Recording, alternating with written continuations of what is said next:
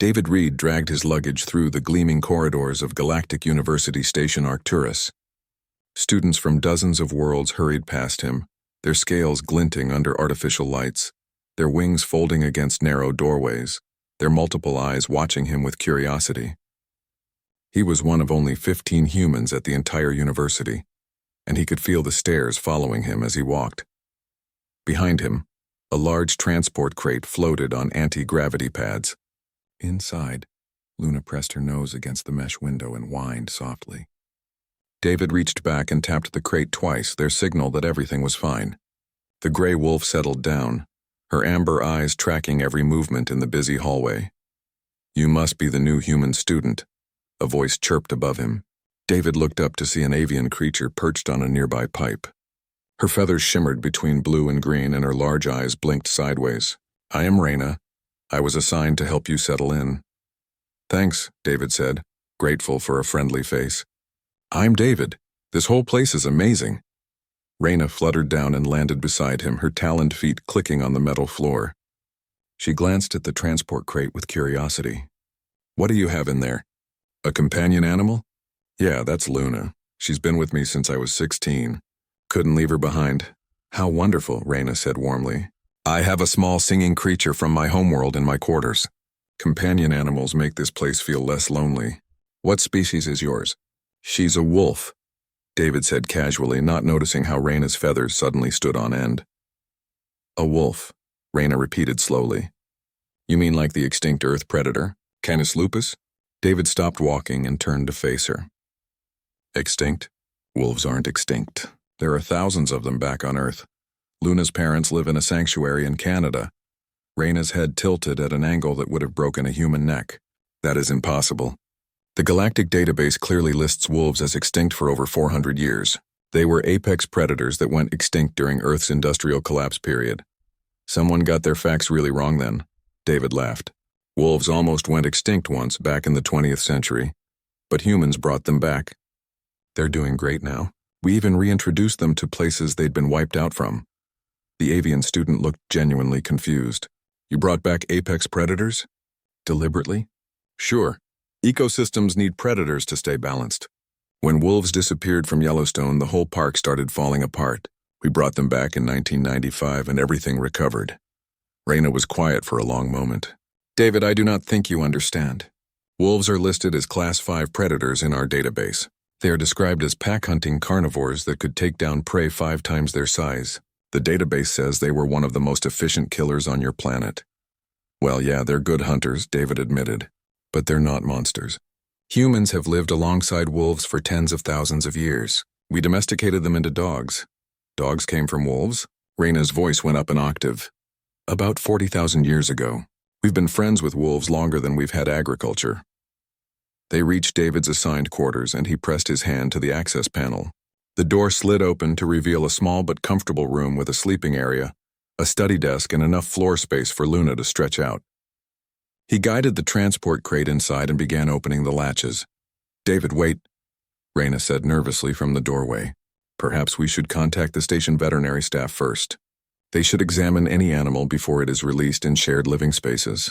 "Luna's got all her shots and health certificates," David said, pulling out a data pad. "Everything was cleared before we left Earth. She's healthier than I am." He opened the crate door.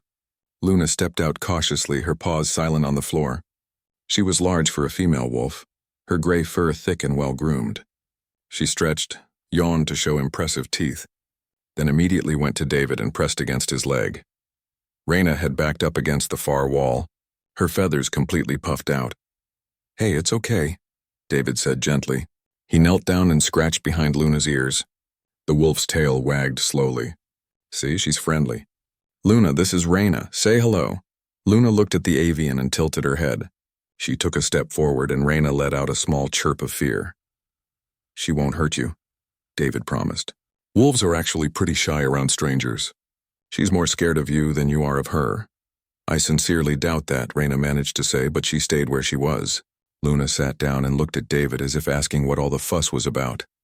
Over the next hour, David unpacked while explaining wolf behavior to Reyna, who slowly moved away from the wall but kept a careful distance. He showed her pictures of his family back home with Luna, of wolves in the wild, of the sanctuary where Luna's pack lived. Your species truly lives peacefully with these predators? Reyna asked, still amazed. More than peaceful. Millions of humans have dogs as companions. They're family members, and wild wolves mostly avoid humans anyway. There hasn't been a confirmed wolf attack on a human in North America in over 100 years. This is extraordinary, Reyna said quietly. I must inform Professor Quinn. He teaches xenobiology, and his entire lecture series on Earth predators may need revision. Happy to help, David said. Actually, do you think he'd let me do a presentation? I'm a biology student. This could be a great project. Reyna looked at Luna, who had curled up on a cushion and closed her eyes, completely relaxed. I think that would be very educational. Very educational indeed. She left, promising to return later with information about class schedules. David sat down next to Luna and rubbed her neck. Well, girl, I think we just became the most interesting thing at this university. Luna's tail thumped once against the floor, and she went back to sleep. Outside, through the station's massive windows, a dozen worlds hung in the darkness of space. David smiled. This was going to be an interesting semester. Professor Quinn stood before his xenobiology class, his compound eyes reflecting the light from multiple angles. The insectoid professor's chitinous body clicked softly as he moved, his forearms gesturing at the holographic display floating above his desk. Images of strange creatures from across the galaxy rotated slowly in the air. Your assignment for this cycle is straightforward, he announced in his precise, clicking voice. Each of you will research and present on one extinct species from your homeworld. You will explain why it went extinct, what role it played in its ecosystem, and what lessons we can learn from its loss. David sat in the middle row, his datapad open and ready. Around him, students of 24 different species whispered to each other, already planning their projects. Beside him, Reyna shifted on her specialized perch. I will be presenting on the greater wind serpent, she whispered to David. They went extinct when industrial farming destroyed their nesting cliffs. Very tragic. Sounds interesting, David whispered back. His mind was already racing through options. Earth had lost so many species over the centuries. Passenger pigeons, dodo birds, countless others that humanity had driven to extinction through carelessness or greed. Professor Quinn continued. I expect thorough research. Use the Galactic database, historical records, and if possible, any preserved genetic samples or recordings. This assignment is worth 30% of your grade. A student in the front row, a reptilian named Tav, raised one clawed hand. Professor, what if our species did not keep good records of extinct animals? Then you must work with what is available, Quinn replied. Science often requires us to draw conclusions from incomplete data. David's hand went up. Several students turned to look at the human, curious about what he would ask. Yes, David. Professor Quinn's antennae twitched with interest. Would it be acceptable to present on wolves? The classroom went silent. Even the usual background hum of the station's air recyclers seemed to fade. Professor Quinn's mandibles opened and closed twice before he responded. Canis lupus, the extinct mega-predator of Earth? Yes, sir. I have first-hand experience with them. Now every student was staring at David. Tav had pushed his chair back from his desk, his scales rippling with an instinctive fear response. A gelatinous student in the back row bubbled nervously. Professor Quinn approached David's desk slowly. David, I must clarify something.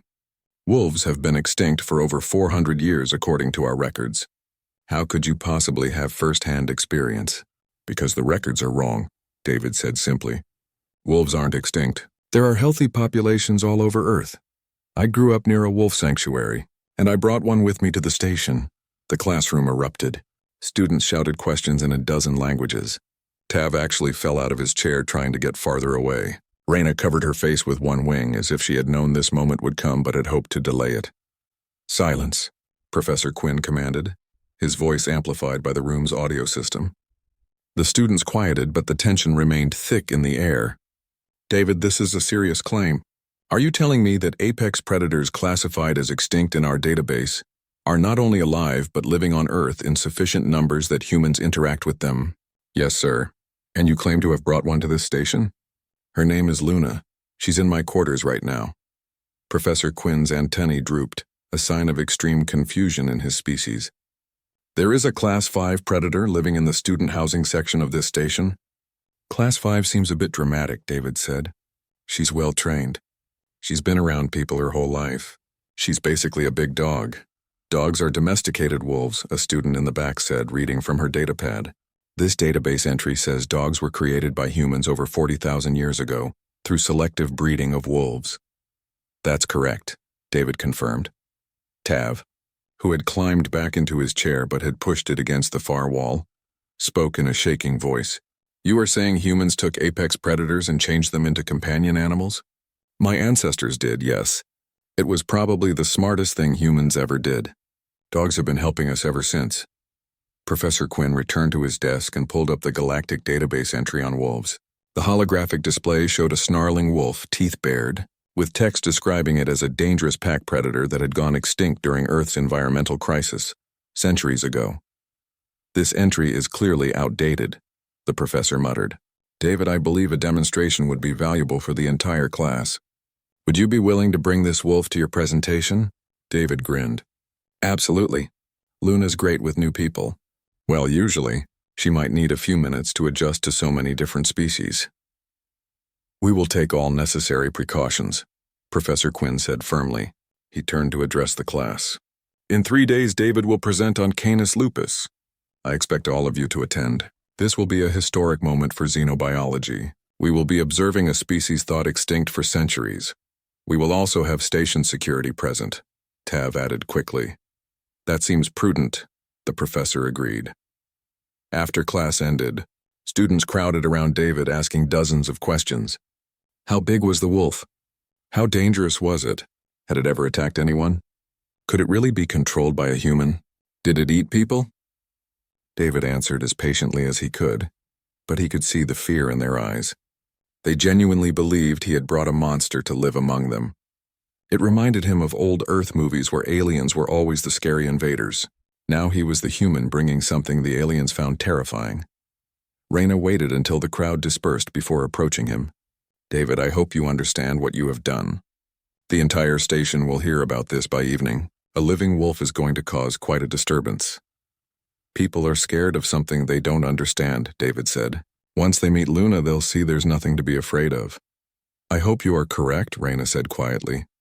Because if anything goes wrong, if your wolf reacts badly to so many alien species, it could cause an incident that affects all human students here.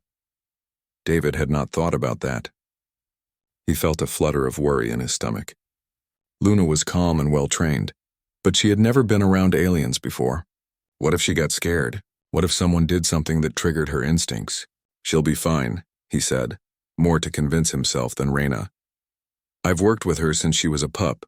She trusts me completely. Then I hope that trust extends to trusting your judgment when you bring her before a room full of aliens, Raina said. I will be there to support you, David, but please be careful. As David walked back to his quarters, he could feel eyes following him through every corridor. Word had already spread. The human had brought an extinct predator to the station. By the time he reached his door, his communication device had received 47 messages from students he had never met, all asking about the wolf inside his room. Luna looked up from her cushion and wagged her tail. David sat down beside her and scratched her ears. Ready to be famous, girl? He asked softly. Because in 3 days you're going to meet the entire xenobiology department.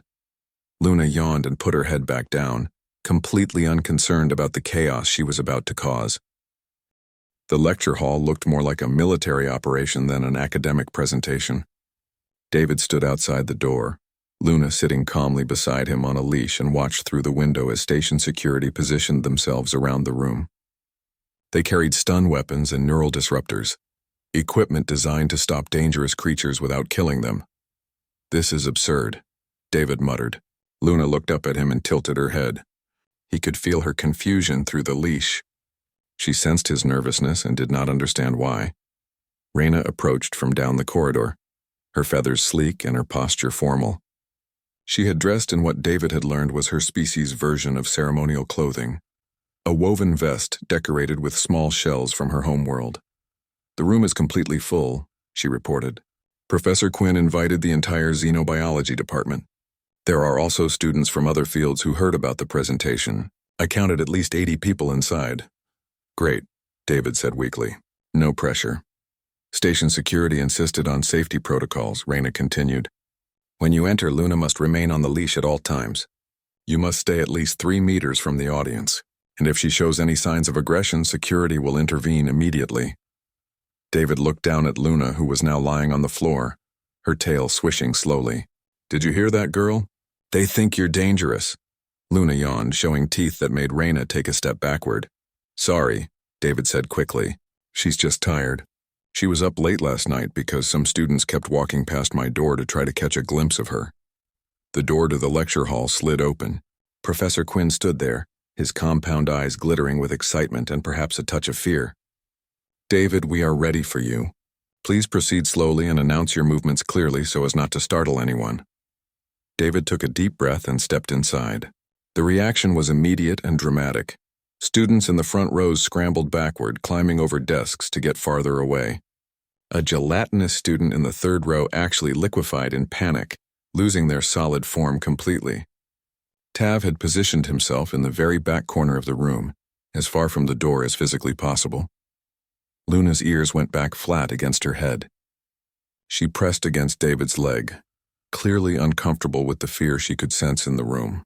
Her eyes darted from one alien to another, trying to assess the situation. It's okay, David whispered to her. They're just scared. Stay calm. He walked slowly to the front of the room where a clear space had been marked on the floor with yellow tape. Professor Quinn had retreated to a position behind his desk, using it as a barrier between himself and the wolf. Thank you all for coming, David began, his voice shaking slightly. He cleared his throat and tried again, stronger this time. My name is David Reed, and this is Luna. She's a gray wolf, Canis lupus, from Earth. As you can see, wolves are not extinct. A murmur ran through the crowd. Students whispered to each other in their various languages. One brave student near the middle raised a tentacle. How is it possible that such a dangerous predator still exists? Our records clearly show environmental collapse wiped them out. Your records are based on incomplete data, David explained. Wolves did almost go extinct on Earth, but that was in the 20th century. Humans hunted them nearly to extinction because we didn't understand how important they were to our ecosystems. But then we realized our mistake and brought them back. You brought them back? Another student asked, incredulous. Why would you bring back predators? Because we needed them, David said simply.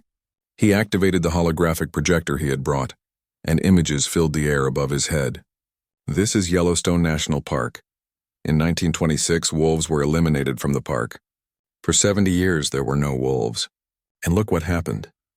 The images showed overgrazed valleys, eroded riverbanks, and dying forests. Without wolves to hunt them, elk populations exploded. They ate everything. Valleys that had been full of young trees became barren. Rivers changed course because there were no tree roots to hold the soil. The entire ecosystem collapsed. He changed the image. Then in 1995, humans reintroduced wolves to Yellowstone. Within 10 years, everything changed. Trees grew back. Rivers stabilized. Dozens of other species returned. The wolves saved the park. Professor Quinn leaned forward, his fear momentarily forgotten in his scientific interest. You are saying that removing an apex predator caused a cascade effect that damaged the entire ecosystem? Exactly. We call it a trophic cascade. Predators don't just kill prey. They change prey behavior, which affects plants, which affects soil, which affects water systems. Everything is connected. Luna, sensing that David's nervousness had faded, relaxed against his leg. Her tongue lolled out slightly and her tail began to wag in a slow, steady rhythm. A student in the middle row pointed. It is displaying pleasure responses. The tail movement is similar to how my species shows contentment. Wolves are social animals, David explained. They communicate through body language. A wagging tail usually means she's happy or relaxed. Right now, Luna's telling everyone that she's comfortable. Even though she is surrounded by potential prey animals, Tav called from the back, his voice shrill with fear. David smiled gently. Luna doesn't see you as prey. She was raised around humans. She's been socialized since she was 8 weeks old. She's never hunted in her life. I feed her prepared meat and dry food. He gave a gentle tug on the leash. Luna, sit. The wolf sat immediately, her eyes never leaving David's face. Good girl. Now down. Luna lay down, resting her head on her paws. Stay. David walked 3 steps away. Luna remained perfectly still, watching him but not moving. The audience gasped. A predator that obeyed commands seemed to violate some fundamental law of nature. Wolves are incredibly intelligent. David continued. They're also loyal to their pack. When wolves live with humans, they accept humans as their pack. They trust us and we trust them. He turned back to Luna. Okay, come. Luna stood and trotted to his side, her movement fluid and graceful. Several students flinched, but Luna ignored them completely. Her attention was focused entirely on David. Reyna, who had been standing near the door, slowly walked forward. Her feathers were still puffed out, but her curiosity was overcoming her fear. May I approach? She asked. Of course, David said. Luna, this is Reyna. Be nice. Reyna came closer, step by cautious step. Luna watched her with interest, her head tilted slightly. When Reyna was within a meter, Luna's nose twitched, taking in the unfamiliar scent. Hold out your hand, David instructed. Let her smell you. Reyna extended one wing arm, trembling slightly. Luna sniffed carefully, then her tail wagged faster. She looked up at David as if asking for permission. Go ahead, David said softly. Luna took one step forward and gently pressed her nose against Reyna's wing. The avian student froze, her eyes wide.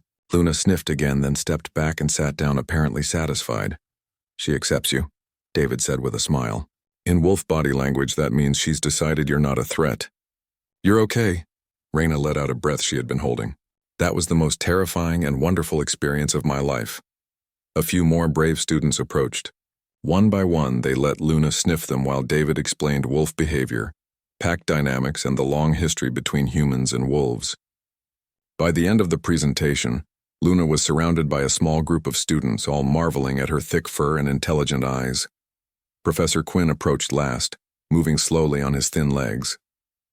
David, this has been extraordinary.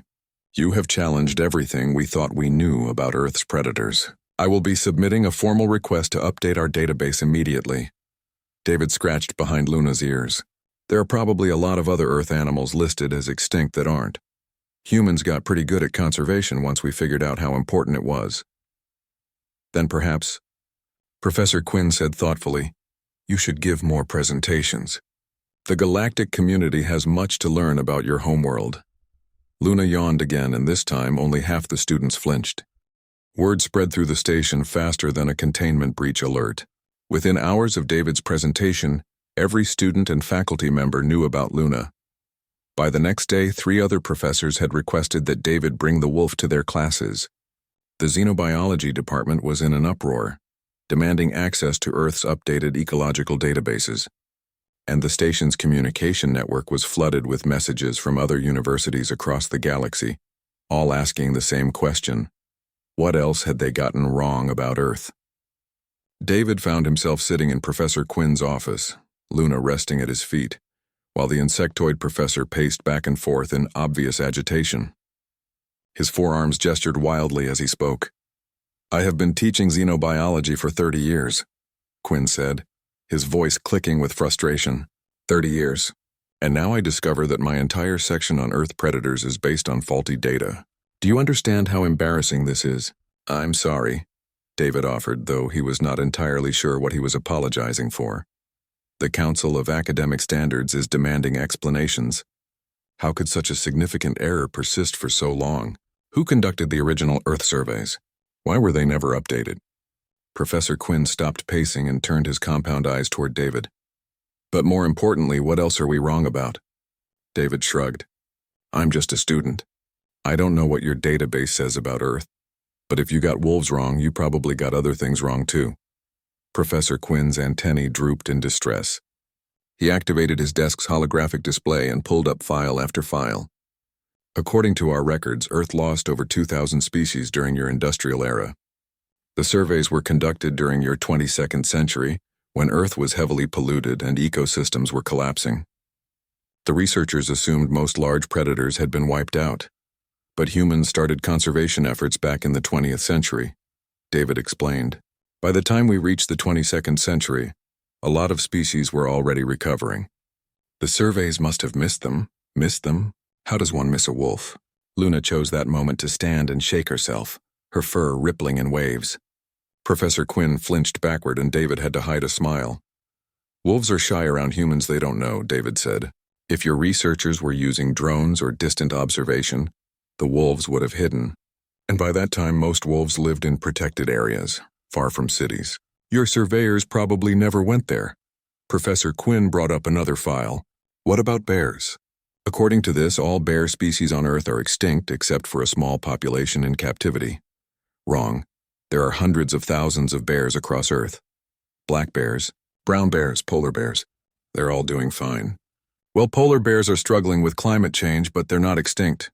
Eagles? Tons of them. We brought back bald eagles from near extinction. Large cats, lions, tigers? Tigers are still endangered, but there are conservation programs. Lions are stable in Africa. We've even got mountain lions in North America. They sometimes wander into suburban neighborhoods. Professor Quinn sat down heavily, his exoskeleton creaking. This is a disaster. The entire galactic scientific community has been working with incorrect information for centuries. Every paper written about Earth ecology, every comparative study of predator behavior, every ecosystem model based on Earth data. All of it is wrong. Not all wrong, David said gently, just incomplete. And now you can fix it. A soft chime from the door interrupted them. Professor Quinn called for entry and Raina walked in, followed by Tav and 3 other students David recognized from the presentation. Professor, we apologize for interrupting, Raina said formally, but we have been researching Earth's ecology and we have questions. Any questions? Of course you do, Professor Quinn muttered. Tav stepped forward nervously, keeping a careful distance from Luna. David, I have been reading about wolf pack structure. The database says wolves hunt in coordinated packs, using sophisticated communication and strategy. Is this accurate? Absolutely, David confirmed. Wolves hunt together. They surround prey, cut off escape routes, and work as a team. A single wolf can't take down an elk, but a pack can. The reptilian student's scales rippled with unease. And humans lived alongside creatures that hunt with such intelligence and coordination? How did your species survive? David smiled. Because humans hunt the same way. We're pack hunters too. We coordinate, we plan, we work together. That's probably why wolves and humans got along. We understood each other. Silence filled the room. The students stared at David with expressions ranging from shock to horror. Even Professor Quinn's antennae stood straight up in surprise. You are saying humans are predators? A student with crystalline features asked quietly. Well, yeah, humans are omnivores, but we've always hunted. Before we had agriculture, humans survived by hunting animals. We used to chase prey for hours until they collapsed from exhaustion. It's called persistence hunting. I need to sit down, Tav said weakly, even though he was already sitting. David realized he had not understood how the aliens saw humans. To them, humans were just another species, maybe a bit odd, but basically harmless. The idea that humans were also predators had never occurred to them. We're not dangerous, David said quickly. Modern humans don't hunt for survival anymore. We have farms and stores. Most humans never hunt at all. But you could, Raina said slowly. If you needed to, humans could hunt. You have the instincts, the intelligence, the coordination. I suppose so, David admitted. Professor Quinn had pulled up human anatomical data on his display. Forward-facing eyes for depth perception. Hands capable of making and throwing weapons. Sweat glands for cooling during long chases. High endurance. You even have teeth designed for both plant matter and meat. He looked at David with what might have been newfound respect or fear. Humans are persistence predators that somehow developed advanced civilization. When you put it like that, it sounds scary, David said. But humans also developed art and music and literature. We're complicated. Luna stood and stretched, then walked over to Raina and sat directly in front of her. The avian student tensed, but Luna simply looked up at her with calm amber eyes. She wants you to pet her, David explained. You did it before and she liked you. She's asking for affection. Raina slowly reached out and touched Luna's head. The wolf leaned into her touch, tail wagging. A predator that wants affection, Raina marveled. A predator that trusts.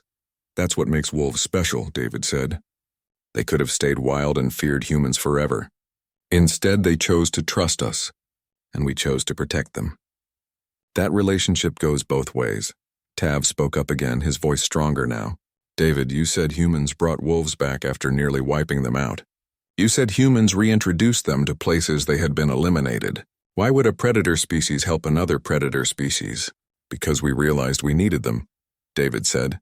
And because we understood them. Wolves aren't monsters. They're intelligent social creatures with complex emotions. They take care of their pack. They play, they mourn their dead. They're not that different from humans in a lot of ways. This is why humans were able to domesticate them, Professor Quinn said thoughtfully. Not because humans dominated wolves, but because both species recognized something familiar in each other. Exactly, David agreed. Dogs didn't happen because humans forced wolves to change. It happened because some wolves chose to stay near human camps and humans welcomed them. It was cooperation, not conquest.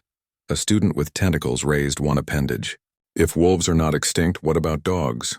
The database says there are billions of dogs on Earth. If they came from wolves, does that mean humans created billions of predators? David laughed. Dogs come in all sizes. Some are big like Luna, but some are small enough to carry in your pocket. My grandmother had a dog that weighed less than 3 kilograms. It barked at everything but couldn't hurt a fly. You took apex predators and made them into different sizes. The student sounded amazed. Over thousands of years, yeah. We bred dogs for different purposes.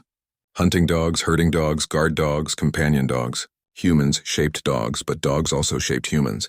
We evolved together. Professor Quinn made a note on his data pad.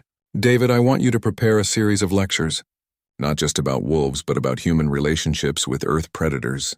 This is clearly a topic that the galactic community needs to understand better. I'm just a first-year student, David protested. You are the only human on this station who brought a wolf, Professor Quinn countered. That makes you the resident expert. Luna yawned and laid down at David's feet, completely comfortable in a room full of aliens who had been terrified of her just days before. David looked down at her and smiled. Somehow his companion animal had become a bridge between species, helping aliens understand not just wolves but humans too. All right, David agreed. I'll do it. But Luna comes with me to every lecture. I would not have it any other way, Professor Quinn said.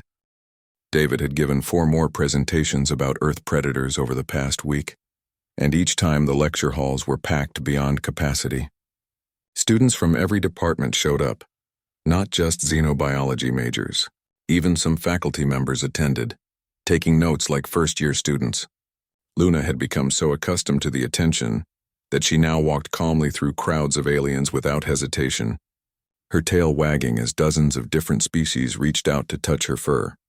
But the real change happened on a quiet afternoon when David was walking Luna through the station's green sector, an area filled with plants from various worlds that provided oxygen and helped recycle the station's air. The pathways wound between trees that grew sideways, bushes that hummed softly, and flowers that changed colors based on time of day. Luna was sniffing an interesting patch of blue grass when David heard shouting from around the corner. He recognized one of the voices immediately as Tav, the reptilian student who had been so afraid of Luna during the first presentation. The other voice was deeper, more aggressive, and speaking in a language David did not recognize. He hurried around the corner with Luna, and found Tav backed against a wall by a large alien David had never seen before. The stranger had thick arms covered in bony plates, a wide mouth filled with grinding teeth, and an expression of pure anger on his face. He was easily twice Tav's size and was using that size to intimidate the smaller student. Your presence on this station is an insult, the large alien snarled in standard galactic, apparently switching languages so Tav could understand him. Your species should never have been granted admission to this university. Please, I do not want trouble, Tav said, his voice shaking. His scales had turned pale with fear. Then you should leave, the stranger growled, moving closer. Hey, David called out. Back off. The large alien turned toward David with a sneer. This does not concern humans. Walk away. It concerns me when I see bullying, David said firmly. Luna, sensing the tension in his voice, moved to stand slightly in front of him. Her ears were forward, alert, and focused on the stranger. The alien noticed Luna for the first time, and his eyes widened slightly. That is the wolf, the extinct predator everyone talks about. She's not extinct, and she's not going to hurt anyone unless I tell her to, David said, which was not entirely true but sounded good. Now apologize to Tav and leave. You dare threaten me. The alien took a step toward David, raising one thick arm. Luna's entire demeanor changed in an instant. Her ears went flat against her skull. Her lips pulled back to show teeth that had been designed by millions of years of evolution for one purpose: bringing down prey.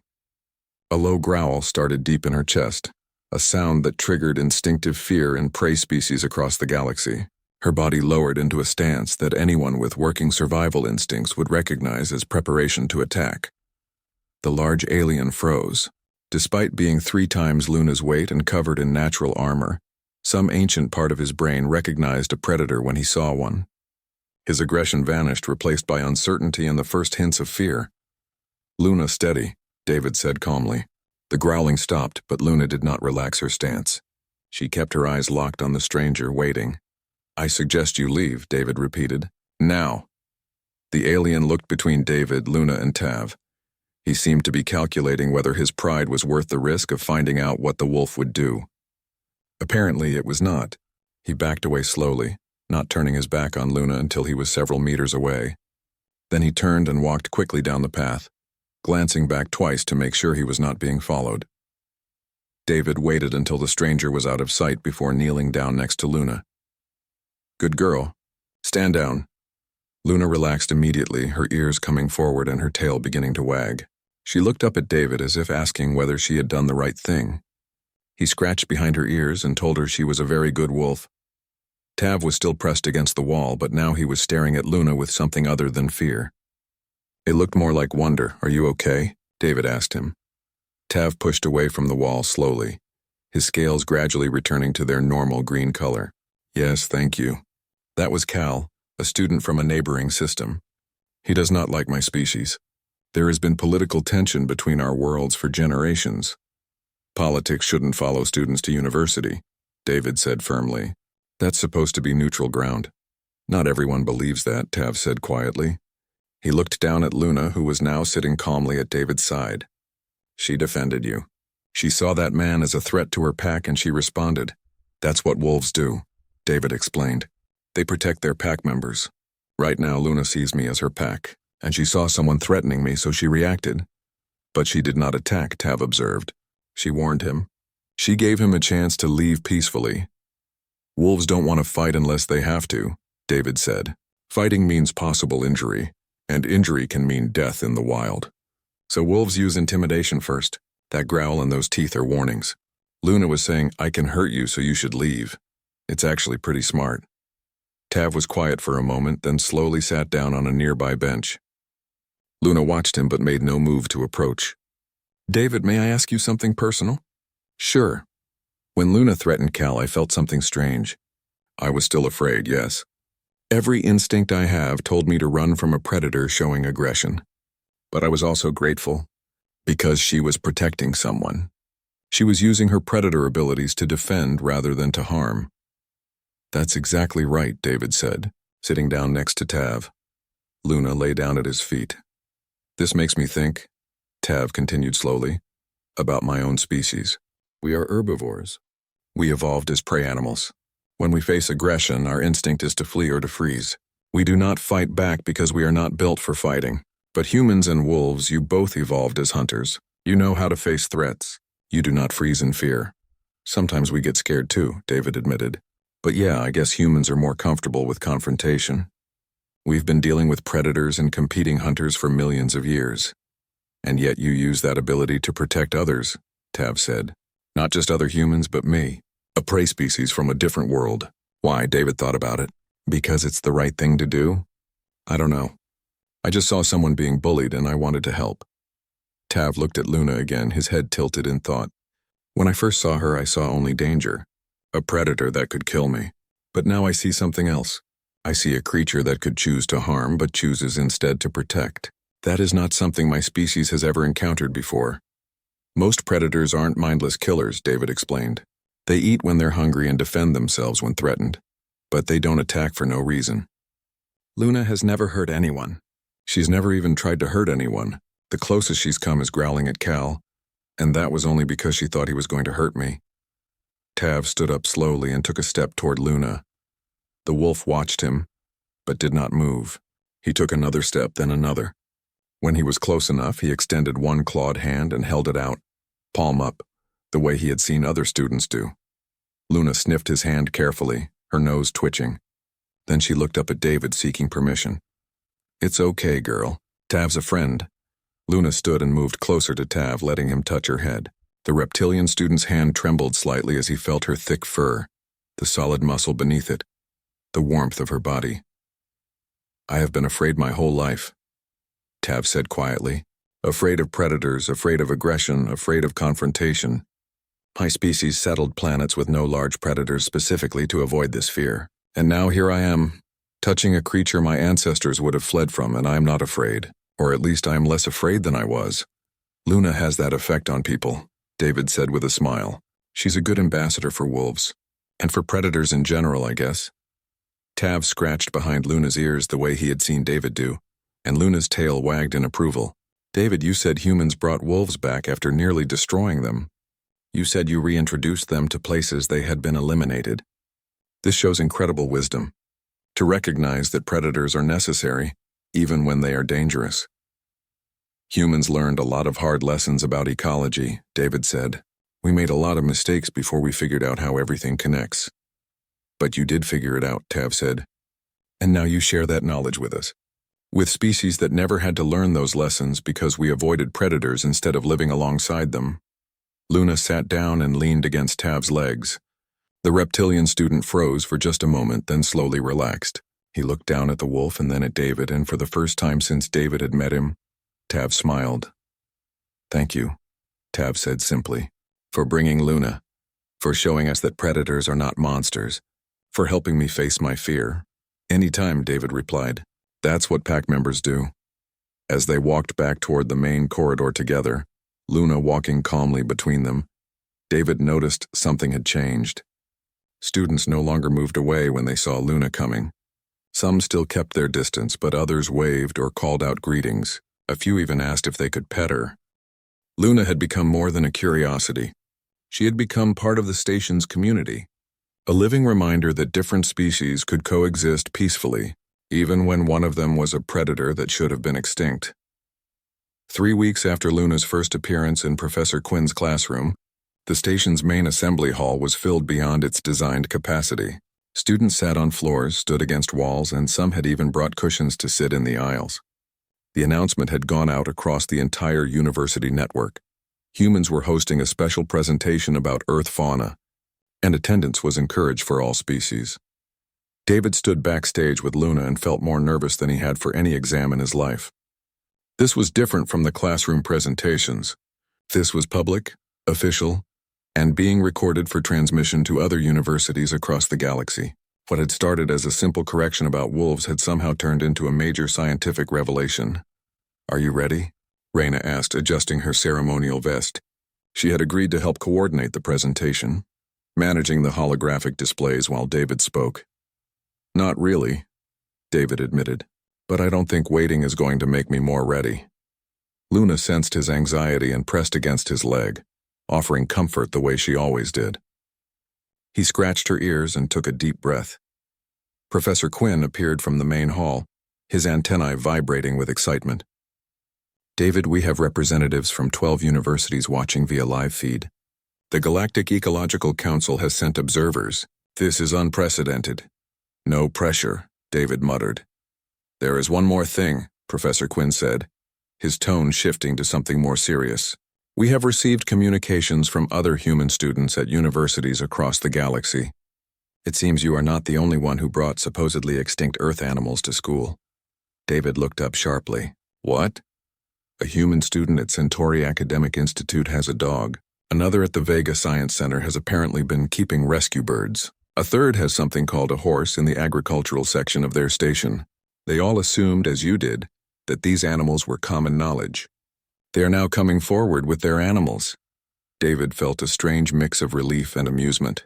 So Luna wasn't unique. There are other humans out there with Earth animals that aliens think are extinct. Precisely, which makes this presentation even more important. You are not just correcting the record about wolves. You are opening a dialogue about Earth's entire ecosystem. The announcement chime sounded, indicating 5 minutes until the start. David nodded to Professor Quinn and walked toward the stage entrance, Luna walking calmly at his side. The moment he stepped onto the stage, the crowd noise shifted. Hundreds of students from dozens of species all stopped talking at once. Every eye, sensor, and optical organ in the room focused on the human and the wolf. David walked to the center of the stage where a simple podium had been set up. Luna sat beside him, completely calm despite the massive audience. She had grown accustomed to crowds over the past weeks. "Thank you all for coming," David began, his voice amplified by the hall's sound system. "My name is David Reed. I'm a first-year biology student from Earth. This is Luna. 3 weeks ago, I learned that the Galactic database listed wolves as extinct. I'm here today to talk about that error, but more importantly, to talk about why that error happened and what it means for how we understand Earth." Raina activated the holographic display. An image of Earth appeared, rotating slowly in the air above David's head. 400 years ago, during Earth's 22nd century, a team of alien researchers conducted a survey of Earth's fauna. They found a planet still recovering from severe environmental damage. Pollution was high, ecosystems were damaged, and many species were endangered or extinct. The researchers made detailed notes, compiled their data, and submitted their findings to the Galactic database. The image changed to show deforested landscapes, polluted rivers, and empty forests. Their data was accurate for that specific moment in time, but Earth didn't stay frozen in that moment. Humans continued working to heal the damage we had caused. We cleaned our air and water. We established protected reserves. We passed laws to prevent hunting of endangered species. And most importantly, we started bringing back animals we had nearly destroyed. New images appeared showing healthy forests, clear rivers, and thriving wildlife. The survey was never updated. For 4 centuries, the galactic community believed that Earth remained a damaged world with limited biodiversity. But that was never true. Earth recovered. We recovered. And we did it by understanding one crucial truth. We need predators. David gestured to Luna. Wolves, bears, big cats, eagles. These animals aren't monsters. They're essential parts of their ecosystems. When we removed them, everything fell apart. When we brought them back, everything healed. A student near the front raised a tentacle. But why would prey species like humans protect predator species? Your survival instinct should tell you to eliminate threats. Because humans are also predators, David said simply. We're omnivores who evolved as hunters. We understand predators because we are predators. We hunt in groups, we plan strategies, we use tools. The difference is that humans developed technology and agriculture, so we didn't need to hunt for survival anymore. But we never forgot how to hunt, and we never stopped understanding predators. The hall erupted in whispered conversations. David waited for the noise to settle before continuing. Humans didn't domesticate wolves by dominating them. We didn't force them to change. About 40,000 years ago, some wolves chose to stay near human camps. They ate our food scraps. They warned us when danger approached. And humans welcomed them because we recognized something familiar. Both species hunted in packs. Both species used cooperation and intelligence. Both species protected their families. The holographic display showed ancient cave paintings of humans and wolves hunting together. Over thousands of years, those wolves changed. We call them dogs now. There are billions of them on Earth living with human families. But wolves still exist too. Wild and free in forests and mountains. Both exist because humans chose to protect them. Professor Quinn stepped forward from the side of the stage. David, we have received a communication from another human student. Would you like to respond? David nodded. A video screen appeared showing a young woman standing next to a large 4-legged animal with a long face and flowing mane. Hi, I'm Beth, the woman said through the video feed. I'm at Andromeda Station. This is my horse, Copper. I've been hiding him in the agricultural section because I was told horses were extinct. But they're not. There are millions of horses on Earth. We've been partners with them for thousands of years. More videos appeared. A man with a large dog. A woman with a bird of prey perched on her arm. A teenager with a sleek cat. We all thought we were alone, Beth's voice continued. We thought we were the only ones who knew these animals weren't extinct. But David brought his wolf to class, and now we know we can stop hiding. The assembly hall was completely silent. David looked out at the crowd and saw expressions of amazement, confusion, and wonder on faces across the room. Earth isn't a damaged world full of extinct species, David said firmly. Earth is a recovered world full of life. We made terrible mistakes, but we learned from them. We brought back species we almost destroyed. We protected habitats. We changed our behavior to live alongside nature instead of destroying it. That's the real story of Earth, not extinction, recovery. Tav stood up from his seat in the middle section. David, may I ask a question? Of course. You said humans are predators who learn to protect other predators. You said you recognized something familiar in wolves. Does this mean humans see other predator species as potential partners rather than threats? David thought carefully about his answer. I think humans understand predators in a way that prey species might not. We know that predators aren't evil or cruel. They're just trying to survive like everyone else. And yes, I think humans are more comfortable with predators because we understand the mindset. We can work with predators because we think like predators. This explains much about human behavior, Professor Quinn observed. Your species' approach to conflict, your military strategies, your negotiation tactics. All of it reflects predator thinking. Maybe, David agreed, but it also means humans understand cooperation and pack loyalty. Predators aren't solitary by nature. Most hunt in groups. They protect their young. They communicate and coordinate. Those aren't savage traits. They're social traits.